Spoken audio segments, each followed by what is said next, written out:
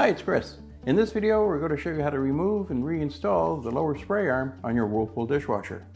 Replacing the spray arm in your Whirlpool dishwasher is very easy. There's no special tools required. It just takes a few minutes of your time. Keep in mind, if your machine needs to be repaired, it's usually simple enough to do it yourself.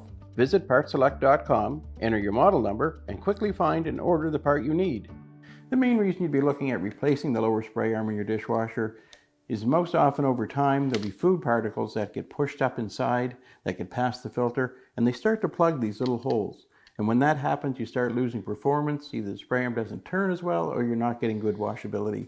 And if you're not able to clean them out just by poking them through and rinsing the spray arm, then you're going to have to replace it.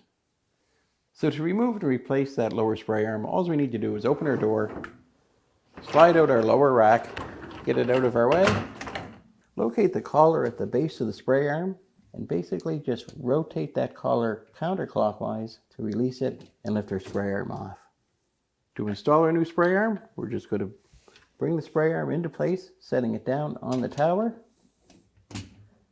and then finding the locking mechanism at the bottom, we're just going to rotate that in a clockwise direction until you feel it snap into place.